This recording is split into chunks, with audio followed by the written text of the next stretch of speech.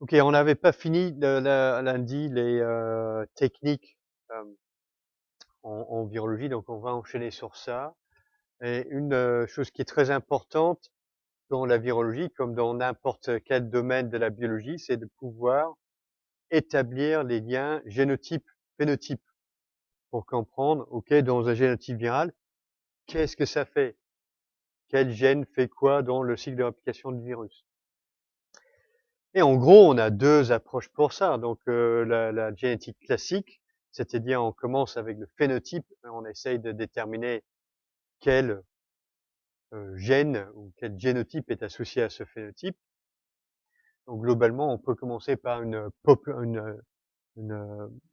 stock de virus, ou une souche virale. On induit des mutations, ou alors on peut récupérer un tas de mutants qui sont produits in vivo chez une personne ou chez une plante ou chez un animal infecté.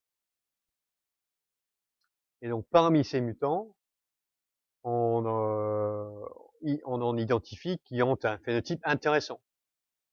Donc ça peut être plein de choses, ça peut être euh, le virus résiste à tel ou tel médicament antiviral, ça peut être le virus a perdu la capacité d'infecter tel ou tel type cellulaire, et on veut savoir qu'est-ce qu'il y a dans le génotype du virus qui est responsable de, de ce phénotype. Donc on va séquencer les gènes du virus et puis on va essayer de chercher d'établir des corrélations entre la présence de telle ou telle mutation et la présence de tel ou tel phénotype. Ensuite, on a la génétique inverse. Cette fois-ci, on commence avec la séquence nucléotidique et on introduit des mutations à différents endroits dans le génotype. Donc ici, on a introduit des mutations dans les gènes A, B, C, D et E. On produit des virus à partir de ces séquences nucléotidiques et ensuite on analyse leur phénotype. Donc c'est la procédure inverse. On commence avec l'acide nucléique et on va vers la particule virale et son phénotype. Donc ici en génétique classique, on commence avec le virus et on essaie d'aller vers le gène. Donc en virologie, pour faire de la génétique inverse, ce qui est essentiel, c'est la capacité de commencer avec une séquence nucléotidique et d'arriver à un virus infectieux, à une particule virale entière. Et donc ça, c'est possible pour de nombreux virus. Donc juste pour vous donner une indication, pour deux classes de virus, selon la classification de Baltimore, pour les virus à ADN, si on clone tout le génome viral dans de l'ADN plasmidique, on peut maintenir ce plasmide chez la bactérie, on peut le manipuler, on peut introduire des mutations, on fait ce qu'on veut avec les séquences nucléotidiques. Et pour produire des particules virales, on va éventuellement recirculariser ou isoler la partie du génome viral, transfecter dans les cellules. Lors de la transfection, le génome viral va être apporté dans le noyau des cellules et c'est tout ce qu'il faut pour démarrer la production de nouvelles particules virales par des cellules transfectées. Donc à partir de l'ADN plasmidique, on va obtenir une particule virale infectieuse. Donc c'est comme ça que l'on peut passer du génotype vers un virus infectieux et analyser son phénotype.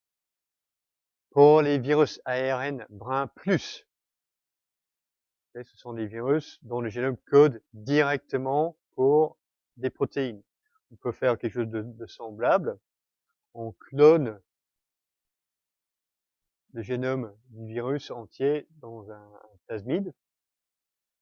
On peut le manipuler, introduire des mutations et effectuer les délétions, tout ce qu'on veut.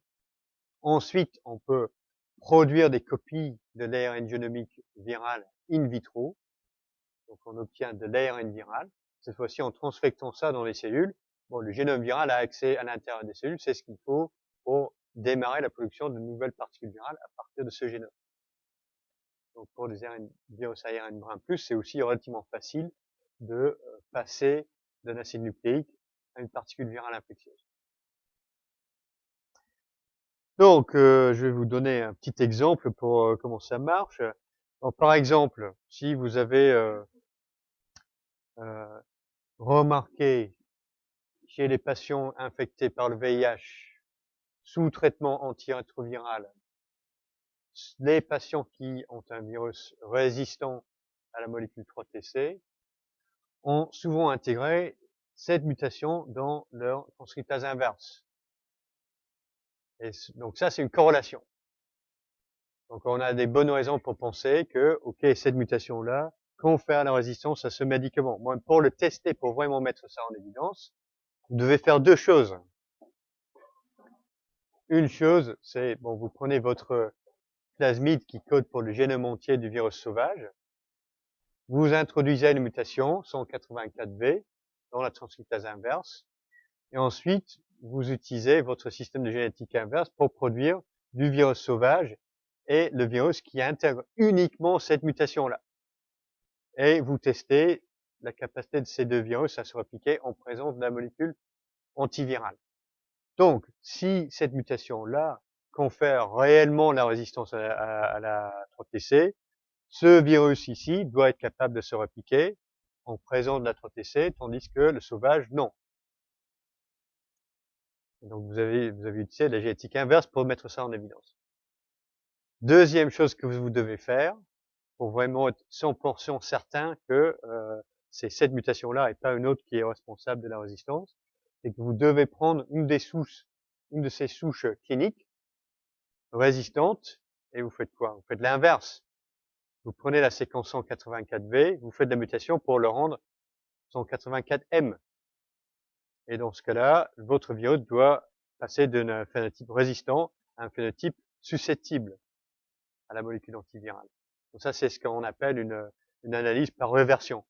Donc si vous faites les deux choses, vous êtes capable de rendre un virus susceptible résistant, et vous êtes capable de rendre un virus résistant susceptible. Vous devez vraiment prouver que, ok, c'est cette mutation-là qui confère le phénotype résistant. Donc ça, c'est une application très fréquente de la génétique inverse. Enfin, mutation de résistance ou n'importe quel phénotype intéressant peut être testé par génétique inverse. Ok, donc ça c'est un petit peu le résumé du premier cours. Alors non, on enchaîne sur le deuxième cours là. Donc on va aujourd'hui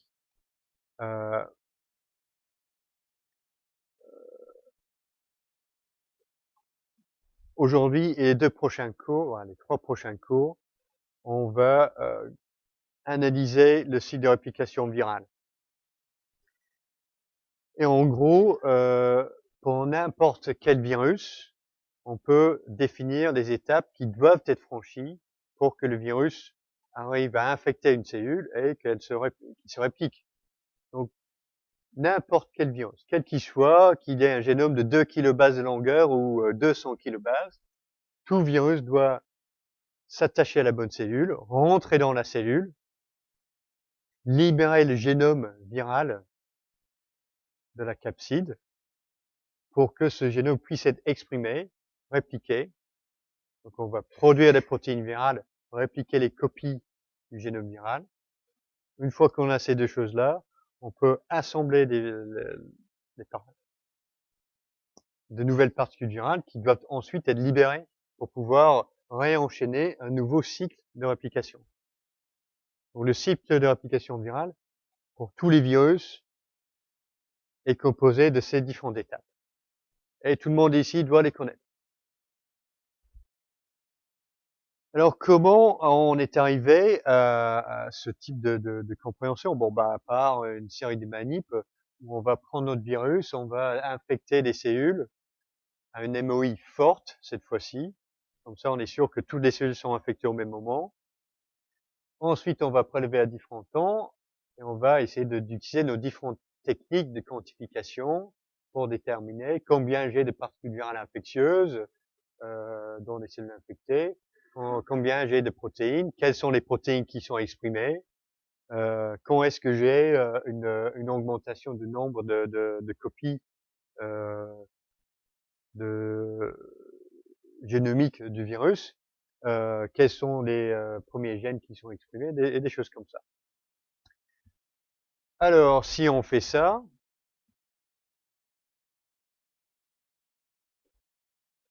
donc ça c'est le temps et ça va être la quantité.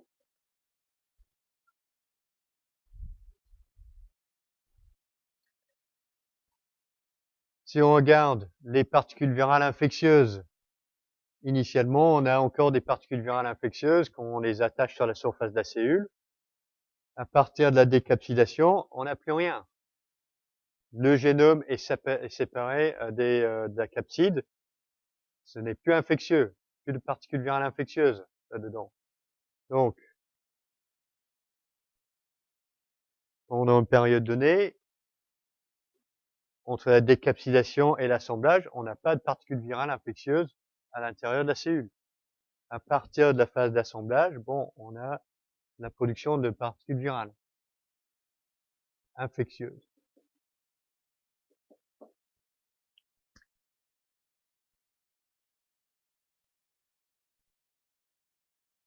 Si on regarde les copies, imaginons que c'est un virus à ADN, ok, copie d'ADN viral. En fait, ça va rester stable, et à un moment donné, ça va être l'ADN viral va être répliqué. Donc ça, c'est la phase de réplication.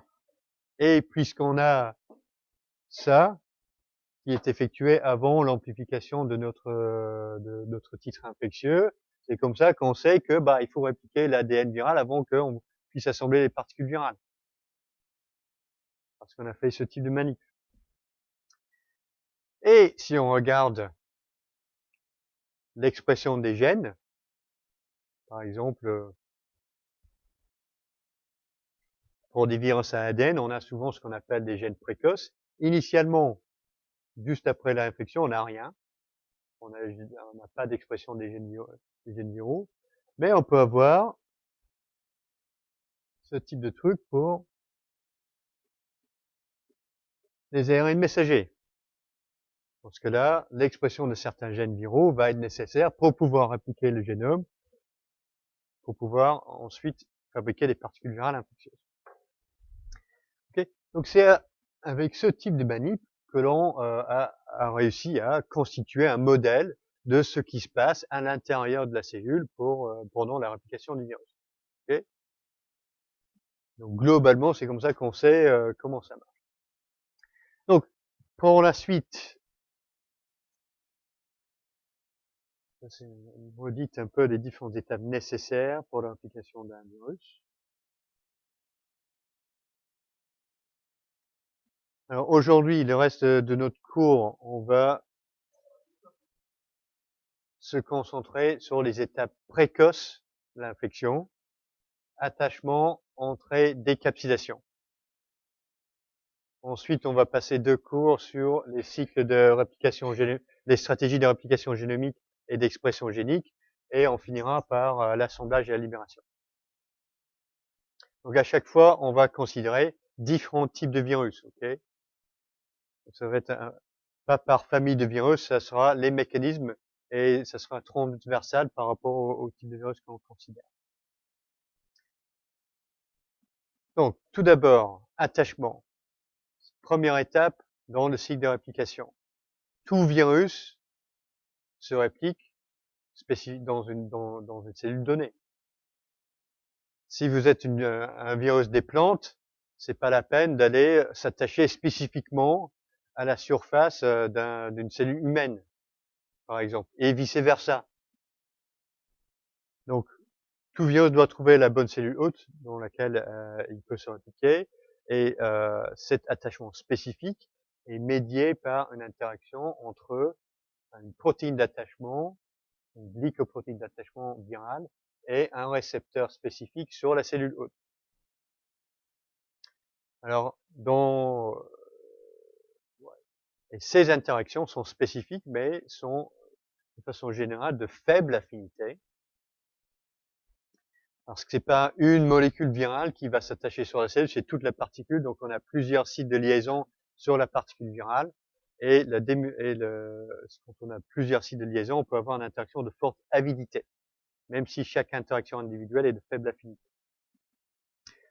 Alors, cette interaction spécifique entre la protéine d'attachement viral et le récepteur hôte est responsable souvent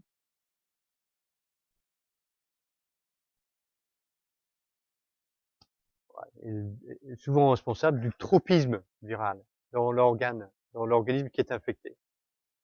Donc, un exemple typique, c'est que c'est le VIH. Okay, la glycoprotéine d'attachement, d'ailleurs, j'ai oublié de dire ça, pour les virus enveloppés, toujours les glycoprotéines d'enveloppe, qui sont impliquées dans l'attachement et l'entrée. Pour les virus non enveloppés, ce sont les protéines de capside, qui sont des protéines d'attachement. Alors, pour revenir au VIH, la glycoprotéine d'attachement, c'est le GP120 dans l'enveloppe. Il se fixe spécifiquement sur le récepteur CD4. Et c'est pour ça que les cellules qui sont touchées par cette infection sont les lymphocytes T CD4+, principalement. Pareil pour le virus Epstein-Barr. Donc, en virus enveloppé, cette fois-ci, c'est deux glycoprotéines d'enveloppe qui forment un site d'attachement pour le récepteur CD21, qui est exprimé par les lymphocytes B. Donc, c'est un virus qui infecte des lymphocytes B. Donc, chez les virus non enveloppés, on a un peu la même chose. C'est-à-dire que chez le virus de la poliomyélite, le site de fixation sur le récepteur est composé par les trois protéines de l'extérieur de la capside contribuent les acides aminés pour former le site de fixation sur le récepteur qui est le PVR, récepteur du virus de la poliomyélite, qui a été exprimé sur les entérocytes et sur des neurones. Et donc, c'est pour ça que ce virus-là, qui est un virus entérique à la base, peut provoquer des séquelles neurologiques et de la paralysie. Parce que le récepteur était également exprimé sur les neurones. Et donc, l'attachement, la spécificité des protéines d'attachement pour le récepteur joue un rôle très important, souvent, pour le tropisme. Pas toujours le cas. Pour le virus de la grippe, son récepteur, c'est l'acide sialique, qui a un spectre d'expression très très large. Or, le virus ne se réplique pas dans tous les tissus de l'organisme. On voit pourquoi c'est restreint un peu plus tard. Pareil pour les adénovirus. Le récepteur a un profil d'expression très très large, mais le virus ne se réplique pas pour autant dans tous les tissus du corps. Donc, la spécificité protéine d'attachement au récepteur est important souvent pour le tropisme viral, mais pas tout le temps. Une autre énorme exception, ce sont tous les virus des plantes. Aucun virus des plantes n'exprime un récepteur spécifique pour des cellules de la plante hôte. Donc c'est une très grande exception. On verra ça quand on fera les virus des plantes, comment ces virus rentrent dans la cellule hôte.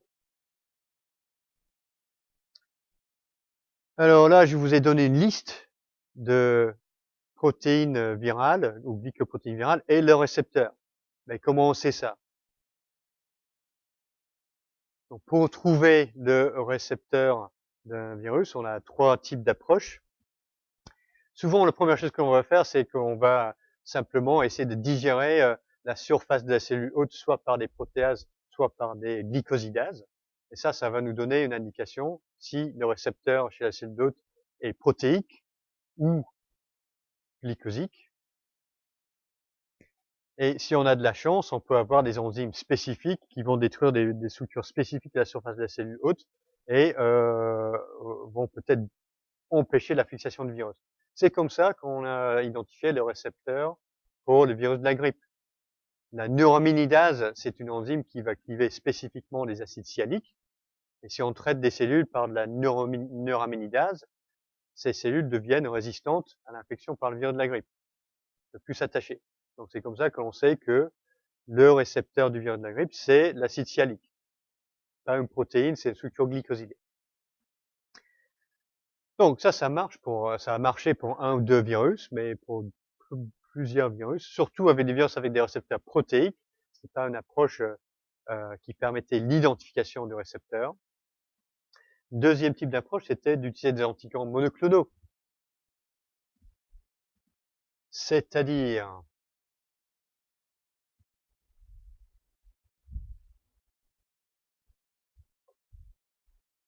ok, on a notre virus, on a notre cellule, le récepteur ici, et on a notre interaction.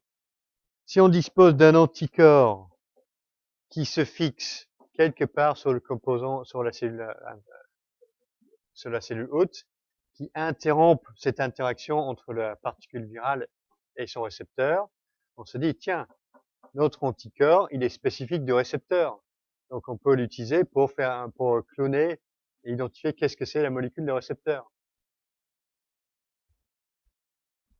Donc ça a marché pour l'écovirus, c'est un virus qui a fait de la souris. Ouais, je crois. C'est un petit picornavirus qui a fait de la souris. Et une troisième approche que l'on peut utiliser, c'est de la biologie moléculaire.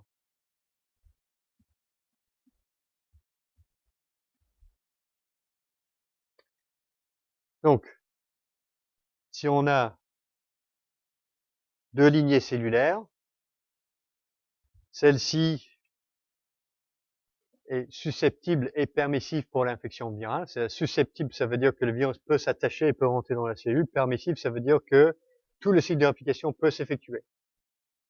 Donc le virus peut infecter cette cellule. Si on a une deuxième lignée cellulaire, où le virus ne peut pas s'attacher, on dit, OK, cette cellule, elle exprime le récepteur, cette cellule ne l'exprime pas. Donc ce que je peux faire pour trouver le récepteur, c'est que je fais une banque d'ADN-C à partir de cette cellule-là.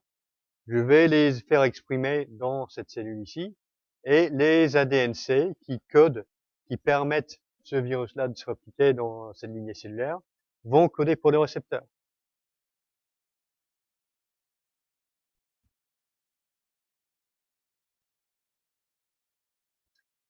Et donc c'est comme ça que l'on a pu identifier les récepteurs de nombreux virus, y compris par exemple le récepteur pour le virus de la poliomyélite. Le PVR a été identifié de cette façon. Oui. Ouais. Oui, merci de votre question. C'est une différence entre permissive et susceptible. Pour que l'infection réussisse, la cellule hôte doit être susceptible et permissive. Susceptible, ça veut dire que le virus peut s'attacher et rentrer dans la cellule. Et permissive, ça veut dire que toutes les autres étapes de réplication sont supportées par la cellule. C'est-à-dire que la cellule peut produire de nouvelles particules virales si le virus rentre.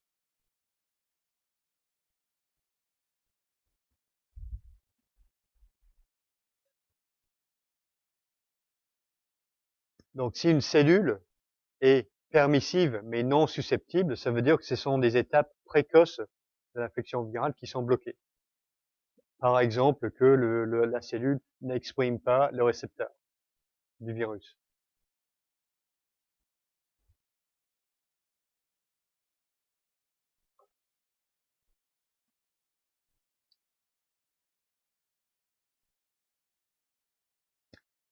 Donc, cette approche de clonage des récepteurs viraux par biologie moléculaire va fonctionner effectivement si on dispose de lignées qui sont permissives mais non susceptibles.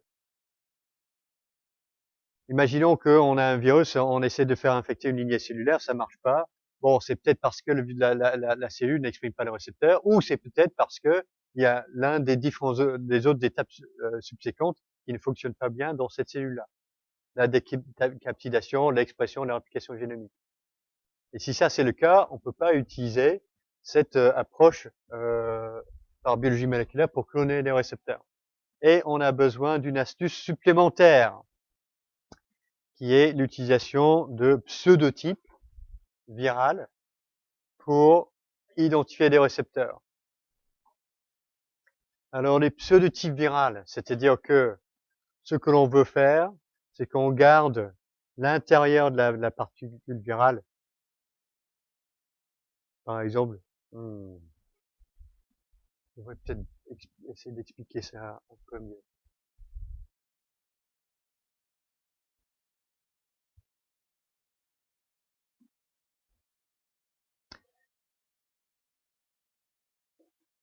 Pseudotype viral, principalement, c'est un truc qui s'applique aux virus enveloppés.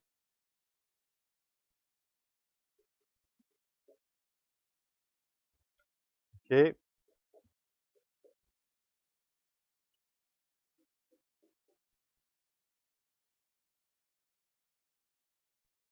Imaginons qu'on a deux virus enveloppés, A et B ici. Donc à la surface ici, vous allez avoir les glycoprotéines d'attachement A.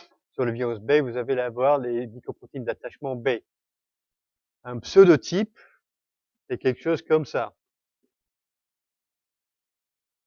À l'intérieur, c'est toutes les protéines des capsides, toutes les protéines impliquées dans la réplication du virus A. Mais à la surface, on met les glycoprotéines du virus B. Donc, ce pseudotype viral va avoir la spécificité d'attachement et d'entrée du virus B. Mais pour ce qui est des étapes de réplication à l'intérieur de la cellule, ça va dépendre d'un autre virus A.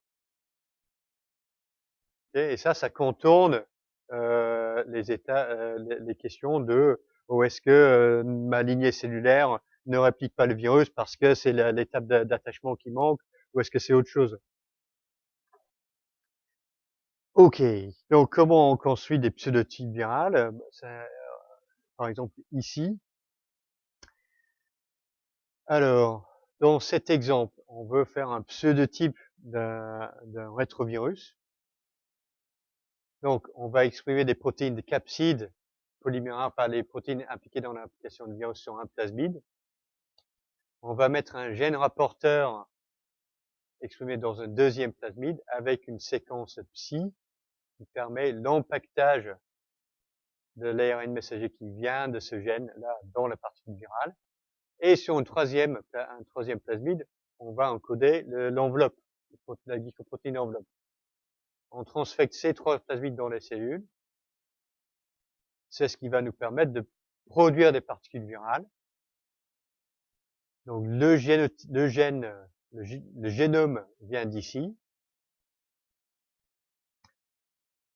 Les protéines impliquées dans la capside et la réplication du virus sont ici. Et la glycoprotéine enveloppe vient de ce troisième plasmide. Donc on peut récupérer ces particules virales et l'utiliser pour essayer d'infecter des cellules. Si ces cellules sont infectées, bon, elles vont exprimer le gène rapporteur.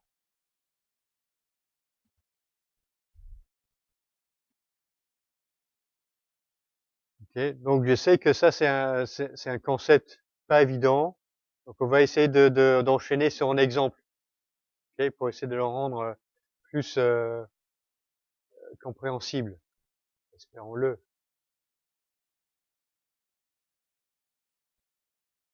Ok, donc juste pour être sûr que tout le monde a bien compris, on va relancer un autre.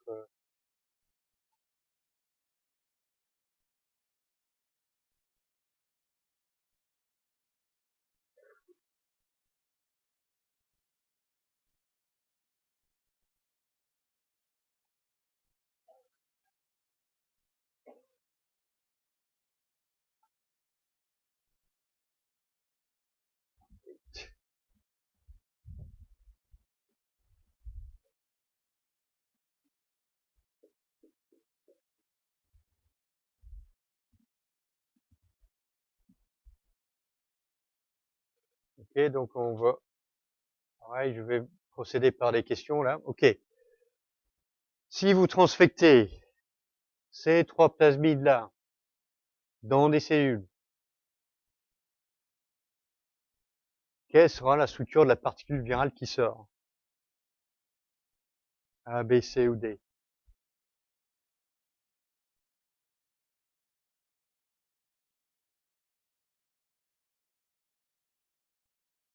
peut-être écrit un peu petit. Bon, ça va.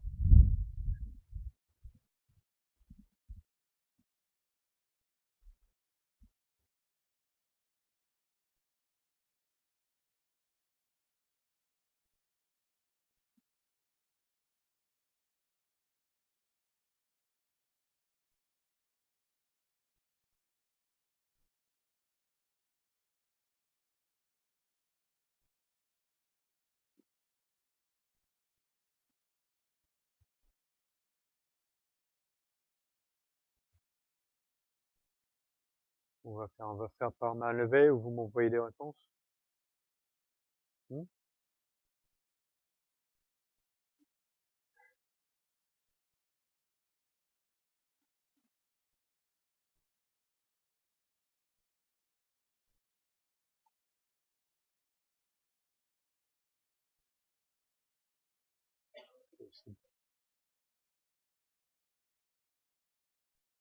Ok, ça a l'air de bien se passer.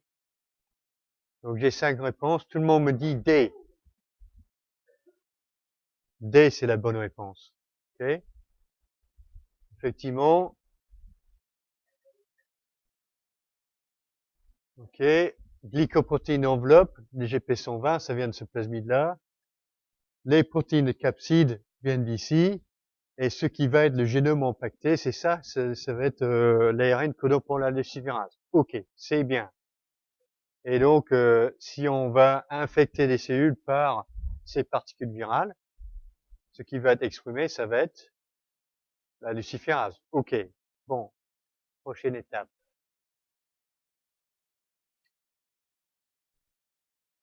Donc, on va remplacer l'un de ces 3 plasmides par un autre qui code pour les gènes E1, E2 du virus de l'hépatite C. Et on va transfecter à nouveau les cellules par le trio de plasmides. Alors, cette fois-ci, on récupère quoi?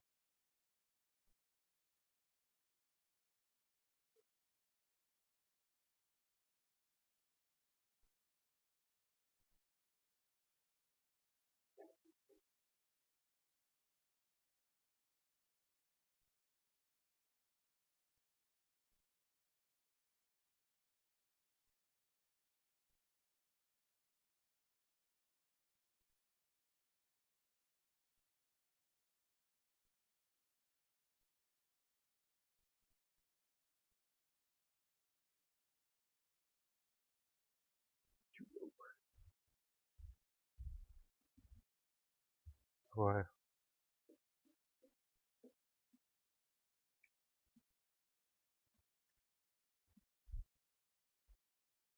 Ok, je sais pas quelle est la bonne réponse pour ça. On va faire pas mal. Qui dit A? Qui dit B? Qui dit C? Qui dit D? C'est A. Ok, bonne réponse. Fallait idée. Ok, E1, E2, c'est une glycoprotéine enveloppe, donc on va remplacer les GP120. Ok, donc la partie, l'intérieur, ça reste pareil, c'est l'extérieur qui change. Ok. Et maintenant, oui.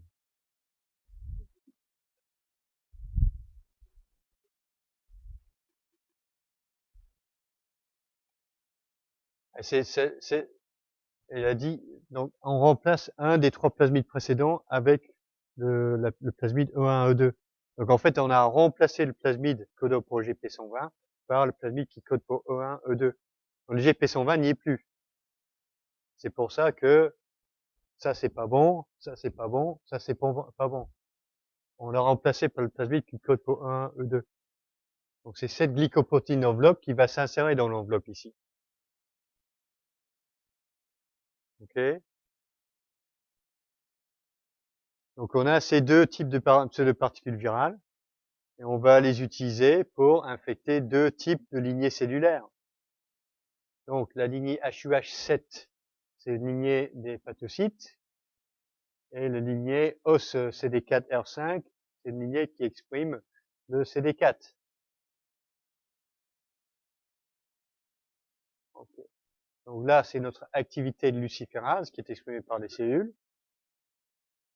Et les différents symboles représentent les différents types de pseudotypes virales qu'on a utilisés pour infecter ces deux cellules. Donc la question pour vous, c'est les symboles là représentent quelles particules virales?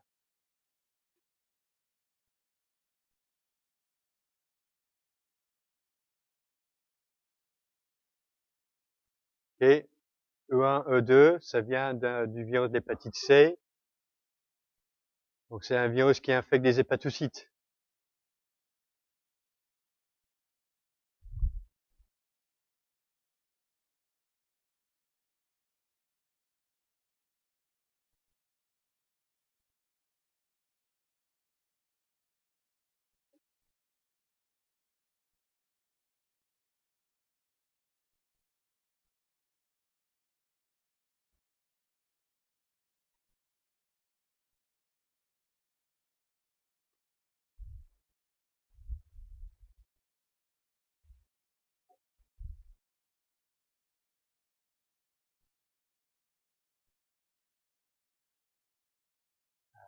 Ça, c'est pas si facile, ça.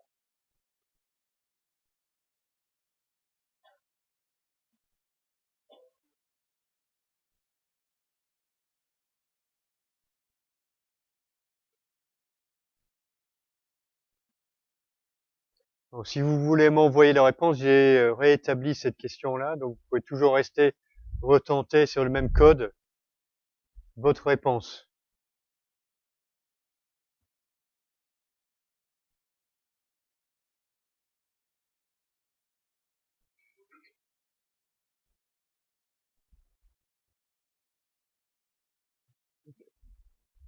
Bien.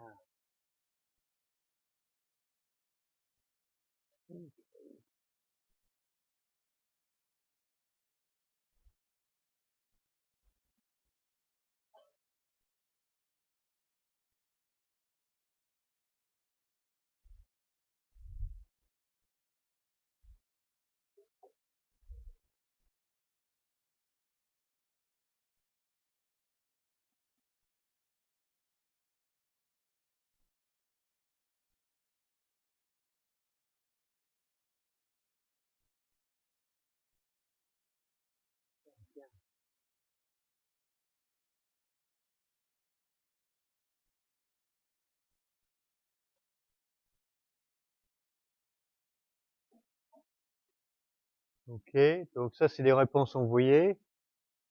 Majoritairement C, quelques-uns qui disent B. Qu'est-ce qui a raison là? Ok, on va regarder ça. Donc les ronds, ça peut infecter une cellule qui exprime CD4, n'infecte pas des hépatocytes. Les triangles, ça infecte une hépatocyte, ça infecte pas un TCD4. Et les trucs en clair, là, ça infecte ni l'un ni l'autre. Donc les trucs en clair, c'est forcément le plasmide vide. Parce que ça infecte rien. C'est témoignage, ça. Donc, le rond, ça infecte les CD4, donc il va avoir GP120 à la surface. Le triangle, ça infecte des hépatocytes, donc il doit avoir la glycoprotéine enveloppe du virus des hépatites. Donc ça, c'est quoi, ça? C'est C. C'est bien ça, hein? Le triangle va infecter des hépatocytes, et le rond, GP120, peut infecter les TCD4. Yes! B, c'est l'inverse, ok? Vous avez confondu les ronds et les triangles. Ok? L'avantage, pourquoi on fait tout ça? Parce qu'une fois qu'on a établi ça, on peut essayer de dire, ok, dans ma lignée HUH7 là, j'ai le gène qui code pour le récepteur du virus de l'hépatite C. À cette époque-là, il n'était pas possible de cultiver ce virus. On ne pouvait pas directement savoir quel était son récepteur. Donc on était obligé d'utiliser ce système. Donc si je clone les ADN C présents dans cette lignée-là, je les mets dans l'autre lignée, l'ADN C dans ma banque qui permet l'infection par le virus qui a E1, E2 à sa surface, ça c'est le gène qui code pour le récepteur. Okay, donc c'est ça l'objectif de faire tous ces petits trucs.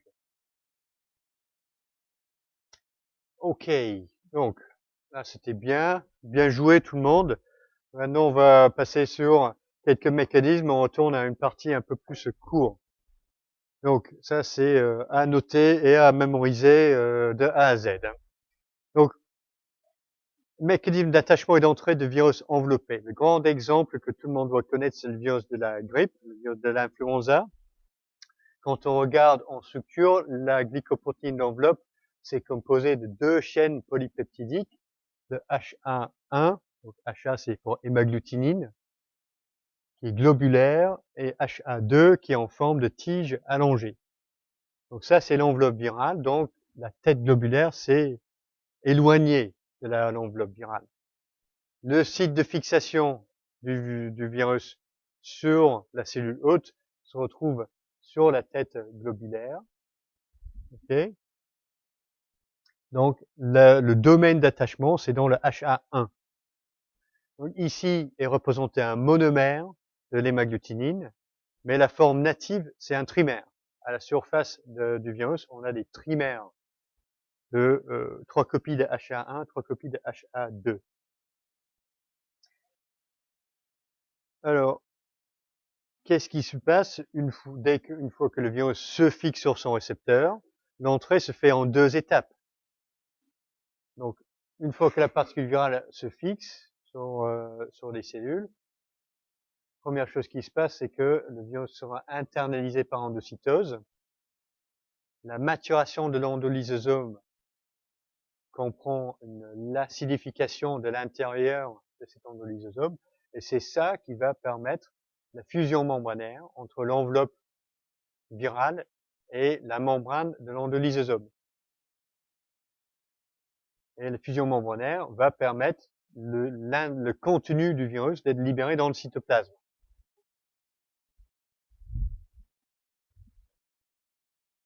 Okay, pour rappel,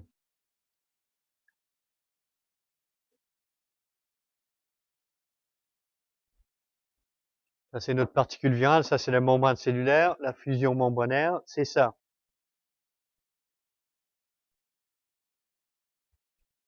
Et du coup, le contenu de la particule virale rentre dans le cytoplasme de la cellule. Donc c'est la décidification de l'endolysosome qui va provoquer cette fusion membranaire. Et le mécanisme moléculaire qui l'effectue, ça c'est la protéine HA2 qui fait le boulot. Donc on a une séparation, HA1 c'est l'attachement, HA2 c'est le domaine de protéine de fusion, c'est ça qui fait l'entrée. Enfin, qui provoque l'entrée, l'étape d'entrée. Alors comment ça marche précisément? Bon, pour l'hémagglutinine du virus de la grippe, on a la chance de disposer des structures tridimensionnelles des domaines extérieurs de ces complexes HA1, HA2. Et à pH neutre, ça c'est la structure de l'hémagglutinine. À pH 5, ça c'est la structure de l'hémagglutinine. Ce qui s'est passé entre les deux étapes ici, c'est que les hélices alpha qui composent la protéine HA2, à pH neutre, c'est un petit peu comme un ressort qui est comprimé. Et à pH acide, ce ressort va s'allonger. Donc, cet changement de conformation va projeter les peptides hydrophobes à l'intérieur de la bicouche lipidique de la membrane de l'endolysosome. Donc, c'est ce qui se passe ici. Ensuite, cette structure allongée est instable. Et il y a une forte affinité pour les chaînes latérales peptidiques ici, pour se replier sur des ligands qui sont sur ce bras allongé ici. Donc en fait, cet intermédiaire allongé va se replier sur lui-même, et c'est la force de l'interaction entre ces acides aminés ici et ceux-ci sur la chaîne en bleu qui va fournir l'énergie nécessaire pour déformer physiquement les membranes. Et donc l'enveloppe virale et la membrane cellulaire vont être rapprochées physiquement par ce repliement moléculaire. Et du coup, puisqu'on a des peptides hydrophobes ici dans l'enveloppe cellulaire, et les domaines transmembranaire de l'hémagglutinine ici dans l'enveloppe virale.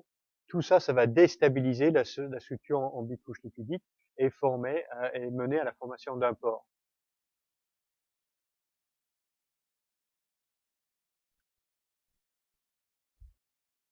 Donc ça, c'est vrai pour le virus de la grippe.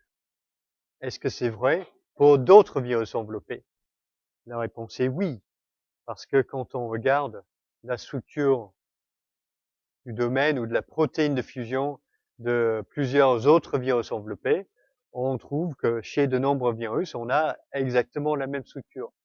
Donc ici, c'est le trimère de la protéine HA2 du virus de la grippe. Donc on a les trois domaines en hélice alpha. Ça c'est qui est vu latéral, ça c'est vu par-dessus. Quand on regarde d'autres virus, le VIH, la MMLV, c'est un autre rétrovirus, le virus Ebola, on a toujours cette structure en trimère avec les hélices alpha. Donc pour ces différents virus enveloppés, on a un mécanisme de fusion qui est partagé. Donc, toujours cette idée qu'on a une structure en hélice alpha qui est comprimée, qu'à un moment donné, il va s'allonger, c'est ça qui va provoquer la fusion membranaire et l'entrée du virus. Donc, c'est ce qu'on trouve chez plusieurs virus, mais c'est pas pareil chez tout le monde. Mais on a pu définir trois familles ou trois types de domaines de fusion chez des virus enveloppés. Donc, ce qu'on a vu, c'était les domaines de fusion de type 1, c'est-à-dire que c'est composé d'hélice alpha, et la structure, et la forme fonctionnelle, c'est un trimère. Et quand on regarde sur les particules virales, cette protéine de fusion est orientée de façon perpendiculaire à l'enveloppe virale. Les domaines de fusion de type 2, qu'on retrouve par exemple chez le virus de l'hépatite C, le virus de la fièvre jaune, le virus de la dengue, on a totalement autre chose. Cette fois-ci, la structure secondaire, c'est un foyer bêta. La forme fonctionnelle, c'est un dimère. Et on a, quand on regarde ces domaines de fusion, les protéines de fusion sont aplaties, sont orientées de façon horizontale ou parallèle à l'enveloppe. Ce qui se passe ici, c'est qu'on a les deux feuillets bêta, les deux copies de protéines de fusion qui sont comme ça, avec les feuillets bêta ici. Les peptides hydrophobes qui vont provoquer la fusion, c'est sur les bouts des doigts. C'est comme ça la structure inactive. Lors de la fusion, ces deux domaines en feuillet bêta vont se mettre comme ça, vont se mettre debout sur l'enveloppe virale, et c'est ça qui va projeter les peptides de fusion dans la membrane cellulaire et provoquer la fusion. Et les domaines de fusion de type 3, bon bah c'est chez les herpès virus, hein, c'est un peu plus semblable au type 1, donc c'est un trimère qui est actif. L'orientation vis-à-vis de l'enveloppe virale, c'est perpendiculaire, mais cette fois-ci, la différence, c'est qu'on là, la structure secondaire, c'est un mélange de feuillet bêta et de hélice alpha. Ok, donc on a vu que pour le virus de la grippe, la fusion membranaire avait lieu bien après l'attachement. C'est pas l'attachement initial qui va provoquer la fusion. Il faut toujours une sorte de deuxième signal, un deuxième événement pour provoquer la fusion chez un virus enveloppé. Donc ça peut être différentes choses. Ça peut être la diminution de pH. Donc comme ça, le virus sait qu'il a été internalisé dans une cellule parce qu'il sait que la diminution de pH indique que la particule virale est à l'intérieur de l'onde de lysosome. Donc quand on est dans la cellule, c'est le bon moment de déclencher la fusion. Pareil pour les coronavirus, comme le virus qui provoque le SRAS. Cette fois-ci, c'est pas le pH lui-même, c'est la protéolyse. Dans le lysosome, il y a des protéases endolysosomiales. Et pour certains virus, ces protéases vont dégrader partiellement les protéines de fusion, et c'est ça qui va les déclencher leur activité. Et pour d'autres virus, c'est l'interaction avec un corécepteur qui va provoquer la fusion. Donc pour le VIH, l'attachement initial, c'est sur le CD4. Ça suffit pas pour déclencher la fusion. Il faut que le GP120 interagisse aussi avec un corécepteur, qui est soit le CCR5, soit le CXCR4. Pour l'HTLV, un autre rétrovirus humain, c'est le récepteur de glucose, transporteur de glucose. Pour le virus Ebola, c'est la protéine NPC1 qui est impliquée dans le métabolisme du cholestérol. Donc, cette interaction avec un corécepteur est liée au tropisme viral. Par exemple, le VIH, il va pas pouvoir, certes, pour une souche donnée du VIH, il va pas infecter tous les lymphocytes TCD4+, il va infecter soit les TCD4+, qui expriment soit CCR5, soit CXCR4. Et une chose qui est un petit peu curieuse, c'est que pour ces virus-là, et puis je pense pour tous les autres virus enveloppés que l'on connaisse, le corécepteur est toujours en structure en plusieurs domaines transmembranaires. Et je ne sais pas si c'est une coïncidence ou si ça c'est important pour la déstabilisation de la membrane cellulaire qui va permettre la fusion. Enfin, pour l'instant, c'est juste une observation comme ça c'est pas quelque chose qui était okay, dernière chose avant de quitter les protéines de fusion.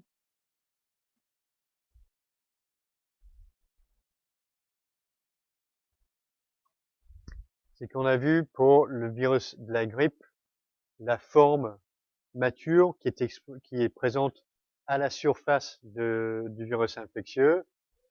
C'est deux polypeptides distincts, HA1 et HA2. Ces deux polypeptides sont exprimés à partir du même gène. Donc, initialement, dans la cellule infectée, on exprime une forme immature de l'hémagglutine, qui est la HA0, qui devient fonctionnelle, active, seulement après le clivage par une protéase cellulaire. Là, c'est quelque chose qu'on trouve chez d'autres virus enveloppés également. Donc, pour le VIH, la forme immature, c'est le GP120, qui va être clivé, cette fois-ci par la furine, en GP120. Et conceptuellement, c'est la même chose que le HA1, ok? HA1, c'est l'attachement, HA2, c'est la fusion. Ici, GP120, c'est l'attachement, GP41, c'est la fusion. On a un peu, en termes de concept, la même idée. Pour le virus de l'hépatite C, la capside et les deux glycoprotéines d'enveloppe sont exprimées à partir de la même polypeptide d'origine. Et ensuite, elles sont clivées en 3 protéines distinctes par le peptidase signal. Donc ça, c'est la dernière chose qui va influencer sur le tropisme. Parce que pour le VIH et le virus de l'hépatite C, les protéases qui effectuent la maturation de la glycoprotéine d'enveloppe sont ubiquitaires. Donc n'importe quelle cellule peut produire du virus infectieux. Par contre, pour le virus de la grippe, la protéase, entre guillemets, trypsinique, qui effectue cette maturation, n'est pas ubiquitaire. Donc, le virus de la grippe peut se répliquer uniquement chez certains tissus du corps, même si le récepteur est exprimé partout. C'est uniquement les tissus de l'appareil respiratoire qui expriment la protéase qui permet la libération de particules virales infectieuses. C'est pour ça que quand on a la grippe, on n'a pas le virus qui se réplique partout dans notre corps et qui va nous tuer.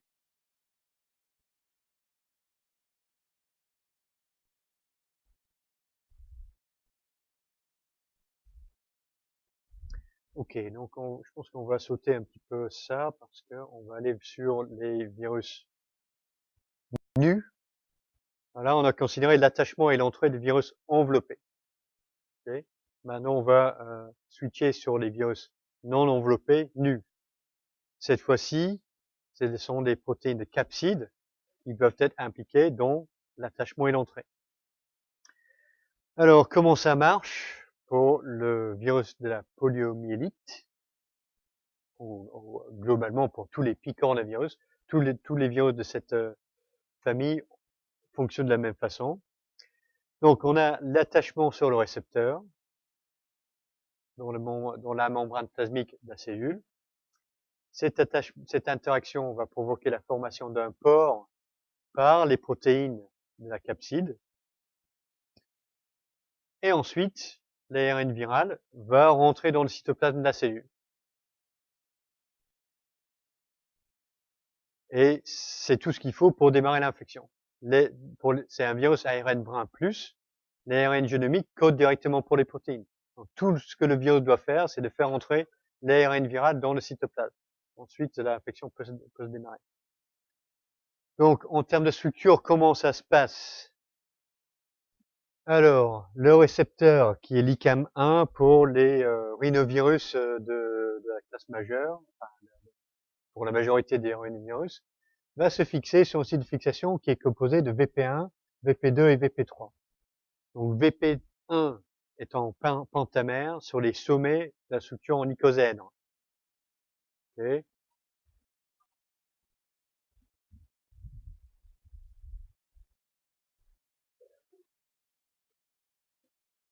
Okay. VP1, c'est ici.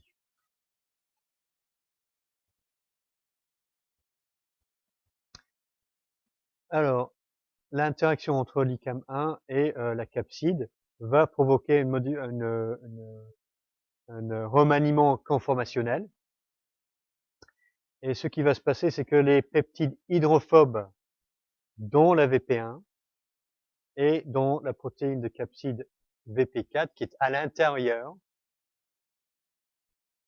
vont être projetés dans la membrane plasmique. Donc, à chaque sommet, on a 5 copies de VP1 et 5 copies de VP4. D'accord? Donc, on va avoir 10 domaines hydrophobes qui vont être projetés dans la membrane cellulaire. Et ça suffit pour créer un pore assez grand pour faire passer un ARN, une molécule d'ARN. Oui. Donc, pour répéter. Au sommet de cette structure en icosèdre, on a 5 copies de VP1 à l'extérieur de la capside, et on a 5 copies de VP4 qui sont à l'intérieur. Tous les deux, VP1 et VP4, possèdent des peptides hydrophobes. Dans la capside, avant l'attachement, ces peptides hydrophobes interagissent entre eux. Ils sont enfouis à l'intérieur de la capside. Lors de cette interaction-là, il va y avoir un remaniement dans la structure et ces peptides hydrophobes vont être projetés dans la membrane de la cellule.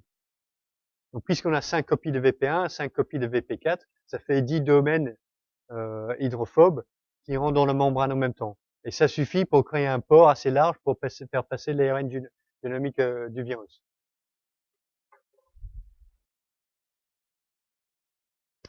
Donc, ça c'est la virus de la poliomyélite et la plupart des virus, des rhinovirus qui rentrent comme ça.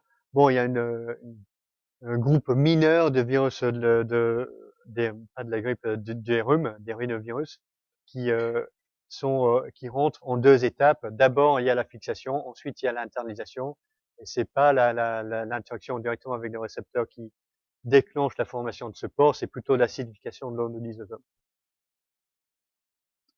Donc ça c'est pour un groupe mineur de rhinovirus. Donc ça c'est pour les rhinovirus et le virus de la poliomyélite. L'entrée et la décapsulation, c'est la même chose. Mais ça, c'est pas le cas pour de nombreux virus, y compris la grande majorité de virus à ADN. Parce que la grande majorité de virus à ADN, le génome, il doit pas rentrer dans le cytoplasme, il doit rentrer dans le noyau pour se faire exprimer et répliquer. Donc, la décapsulation ici va avoir lieu à l'entrée du noyau. Et donc, il doit se passer plusieurs étapes entre l'attachement à la surface de la cellule jusqu'à ce qu'on libère l'ADN dans le noyau. Donc, l'exemple ici, c'est l'adénovirus, ou la famille des adénovirus. Là, c'est la capside. On va voir différents acteurs qui interagissent ici. Donc, on a des spicules, donc avec une tête globulaire et une fibre, qui sont attachés à chaque sommet de l'icosèdre. À la base des spicules, on a un pentone, un pentamère. Et à l'intérieur, on a la protéine 6, à l'intérieur de la capside sous les pentamères. Donc ces 3 éléments, la spicule, la pentamère et la protéine 6, vont avoir un rôle dans l'attachement et l'entrée. Donc, première chose, le virus va interagir avec son récepteur, qui est le CAR. Et ça, c'est les protéines de spicule qui interagissent avec le récepteur.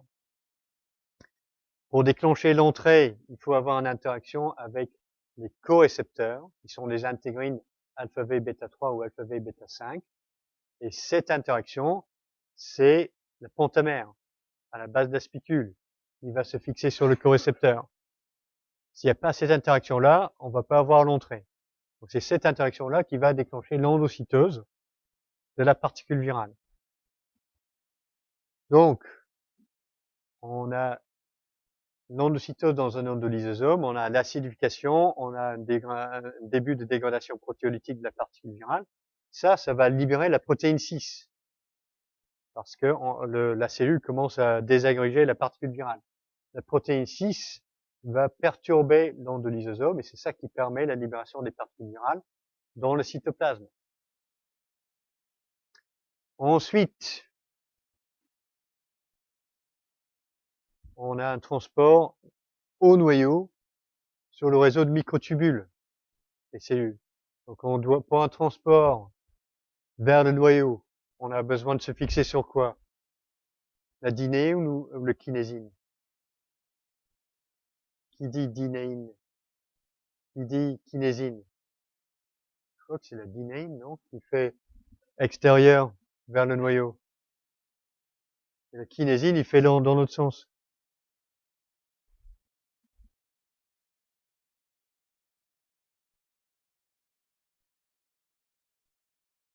Ouais, c'est la dynéine. Et moi, j'ai regardé dans mes notes, c'est la dynéine. Okay. Et donc ça, c'est la protéine de l'exone. Les autres protéines de capside qui interagissent avec la dynéine. C'est ça qui permet au virus de se transporter vers le noyau.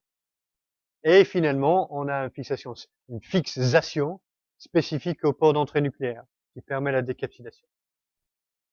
Ok, donc on a 1, 2, 3, 4 protéines virales distinctes, chacune qui est impliquée dans une étape précise dans le transport de cette particule virale de la surface de la cellule vers le noyau.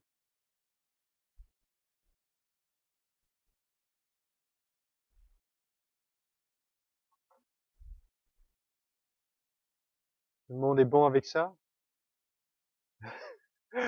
Oui.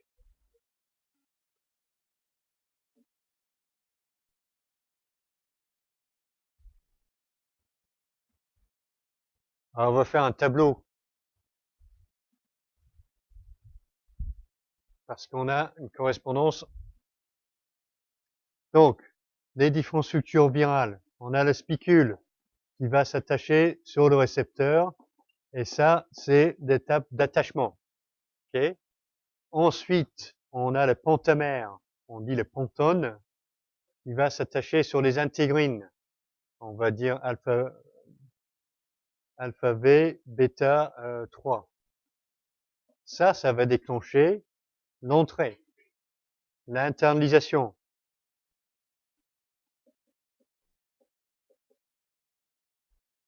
La protéine 6 va déstabiliser l'endolysosome.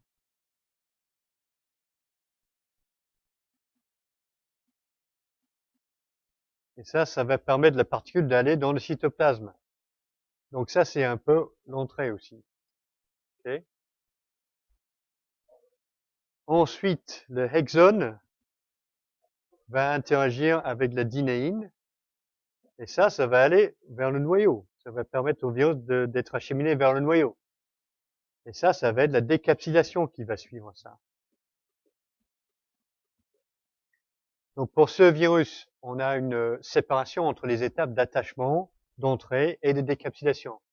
C'est trois trucs distincts avec des protéines virales distinctes qui vont intervenir à différents niveaux. Ok, et donc pour finir notre considération de attachement et entrée, plusieurs virus doivent rentrer dans le noyau pour démarrer leur cycle de réplication. Ça, c'est un problème. C'est un peu la dernière barrière à être franchie dans l'entrée des virus. Donc, la grande majorité des virus ADN et quelques virus ARN brun moins se répliquent dans le noyau. Alors, comment on passe le port d'entrée nucléaire? C'est ça le problème. Pour le virus de la grippe, les nucléocapsides sont de petite taille et ils incorporent un signal de localisation nucléaire. Donc, elles sont importées par les systèmes cellulaires. Pareil pour les capsides de petits virus à ADN. les parvoviridés, comme les virus AAV utilisés en thérapie génique. La capside est très très petite et peut en rentrer et peut être importée via les pores nucléaires. Et ensuite, l'ADN va être libéré. Pour les grands virus à ADN, c'est impossible. Pour les adénovirus et les herpesvirus, la capside est trop grande, ne peut pas passer à travers les pores nucléaires. Donc il y a deux mécanismes qui permettent l'ADN dans ces virus d'être importé dans le noyau. Pour les adénovirus, une fois que la capside s'attache sur le pore nucléaire, elle va commencer à se décomposer. Donc elle sera désagrégée à l'extérieur du noyau et ensuite c'est l'ADN qui sera importé. Par contre, pour les herpesviridés, la capside a une structure spécialisée qui permet de injecter l'ADN dans le noyau. Très rapidement, la capside d'un herpesvirus n'est pas tout à fait identique sur tous les axes de symétrie. Sur un des sommets, on a une structure de colle, et c'est ça qui va se fixer sur le pore nucléaire. Et ça, c'est la porte de sortie pour l'ADN viral. Okay, donc l'ADN viral, on va dire que c'est ça. Là, c'est le pore nucléaire. Quand cette structure-là va se fixer sur le pore nucléaire, la porte s'ouvre ici et l'ADN viral est injecté dans le noyau. Ça, c'est chez les herpesvirus. Ça vous rappelle quelque chose en L2? Les bactériophages, comme le bactériophage T4, il injecte son ADN dans la bactérie. Les herpesviridés ont des structures homologues qui sont responsables de l'injection de l'ADN dans le noyau. Et c'est pour ça que certains pensent que les herpesviridés et les codovirales, comme le bactériophage T4, bactériophage lambda, ont un lien phylogénétique très lointain.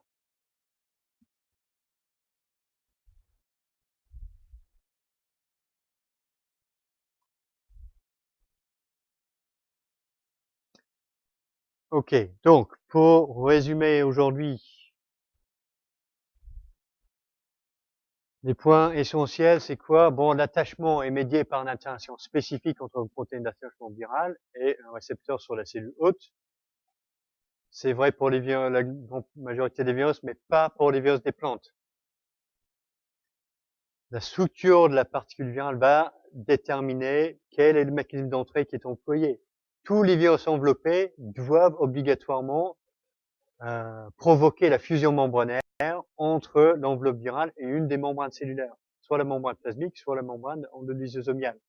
Et ça, c'est le rôle des glycoprotéines de fusion sur les virus enveloppés. Pour les virus nus, deux mécanismes.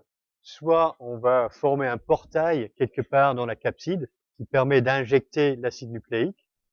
Donc c'est ce qu'on a vu en dernier lieu avec les herpesvirus. C'est aussi vrai pour les picornavirus. Après l'attachement à la surface, la réorganisation des protéines BP1 et BP4 forme un pore. Et puis du coup, l'acide nucléique rentre dans la cellule. Ou alors, à un moment donné, la capside va se désagréger, c'est ça qui va libérer le génome à l'intérieur. C'est le cas pour les adénovirus, une fois que la capside est arrivée au port d'entrée nucléaire.